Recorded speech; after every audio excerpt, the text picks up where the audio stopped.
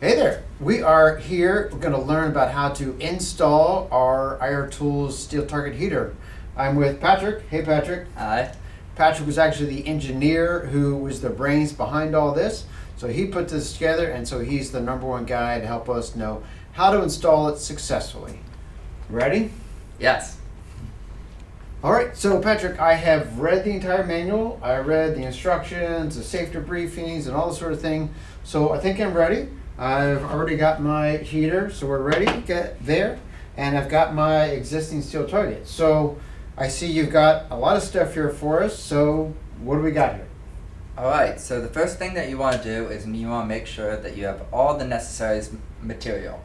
Okay. So, in addition to obviously the heater and your steel target plate, Okay. you want to make sure you have all the stuff to prep the surface of the material, of the steel target plate. Okay. So that includes degreaser Okay.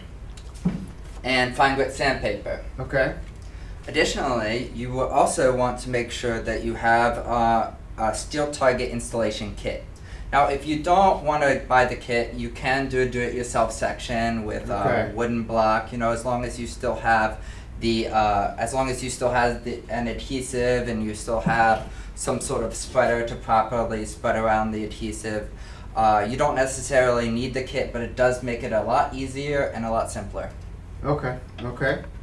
So included in this kit is a wooden pressure plate to help apply pressure to the heater onto the steel target plate, Okay. a stencil to help align where you want it to go, Okay. the adhesive, and the V-notch spreader. Okay. Fair enough. Looks great. I'm ready. Let's Alright. go. Alright, now that you got all your materials, one of the most important parts of installing this is actually prepping the surface. So you want to make sure that your surface is completely free of debris. If there's any Okay. paint on there, you want to make sure that that's completely removed. Okay. And then after all the debris and then paint is removed, you're going to want to use a degreaser. Now you can just use a dry rag or whatever to apply the degreaser to the surface. And then you also want to make sure to use fine grit sandpaper just to make sure that that surface is nice and smooth. Okay. After you use degreaser and fine grit sandpaper, you just want to use a dry rag to then wipe the surface clean. Okay.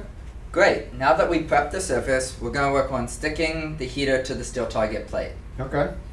Alright, so the first step in doing that is applying this stencil. This stencil is part of our kit and helps you align where exactly you want the heater to go. So you're Okay. going to want the open circle part to be exactly where you want it to go. So to do that, you're going to just peel off the adhesive liner to this and Okay. stick it right on your plate. What if I get a wrinkle or something on it? Is that going to mess it up real bad? No, it shouldn't mess it up. Not only is this stencil pretty repositionable, but Okay. the heater, this open space also has a little bit of extra room to where Okay. if it's not perfectly aligned, you should still be alright. Okay.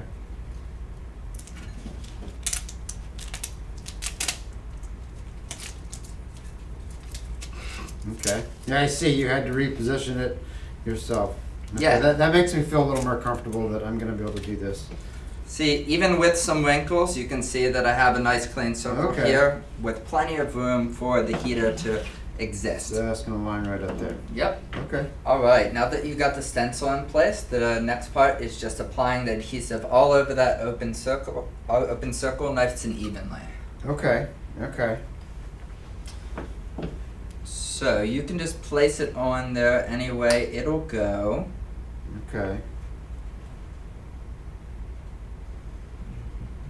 Now, how much is, so there's enough to do this one. Is that all there is in this, or could I actually do more than one target with this tube? Now with the tube that comes with the kit, it'll usually allow you to do to apply two Okay. heaters. Okay. You want to make sure that you put enough down on the surface to where there's at least a quarter-inch thickness of adhesive that could be spread around the whole thing. But approximately half a tube of this is perfect. Okay. Okay. Okay, so once you got the adhesive everywhere, obviously it's not applied evenly right now, so what you want to do is use the flat end of your spreader. Okay, so that's now- actually covering the entire surface by spreading it. Yes, and this is what Okay. makes the stencil so useful, is because with this you can spread it right over the stencil, and then when you remove the stencil, all of that excess adhesive can just come right off. Okay.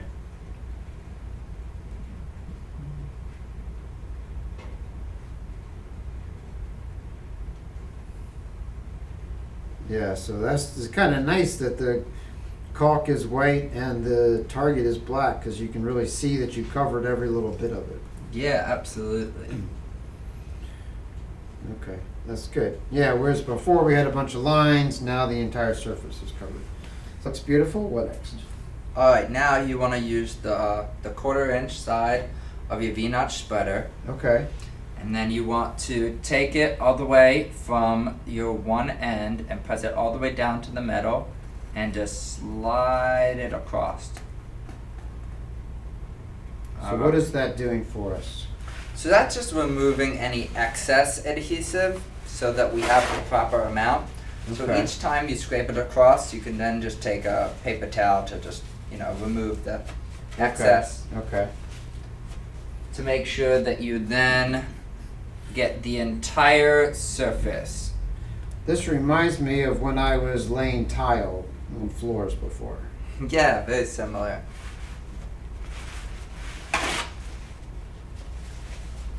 Okay. Alright, I like the way that looks.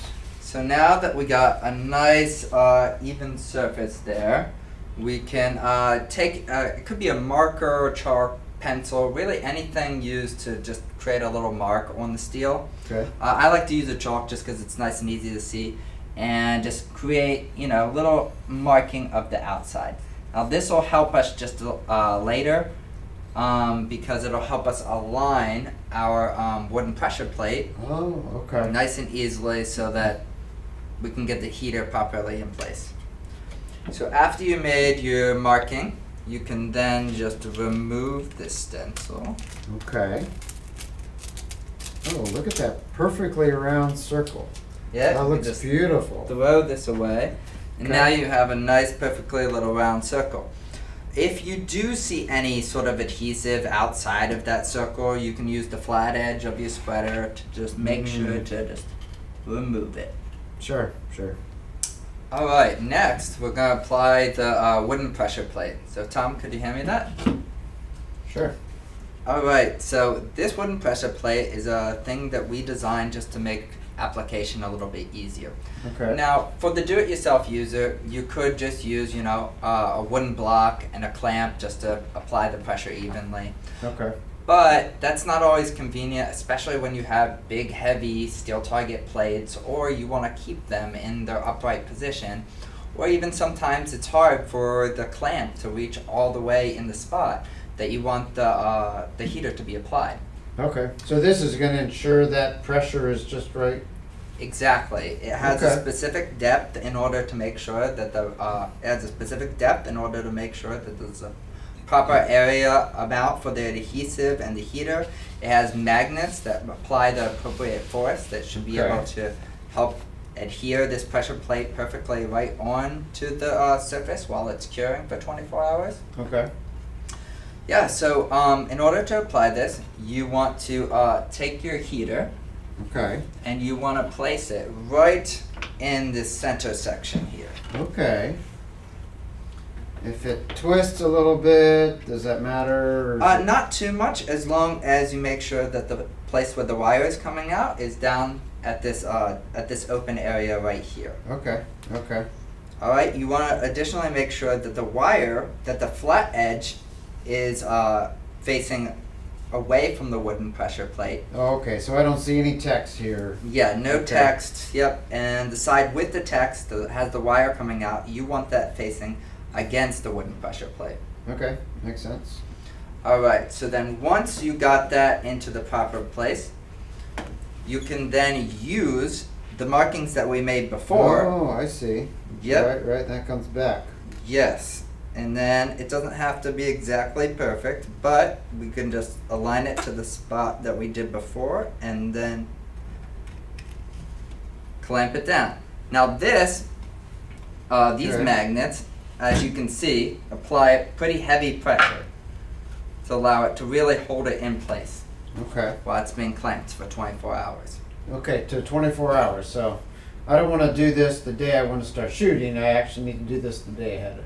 Yes, I highly recommend at least giving it 24 hours to allow the adhesive to fully cure.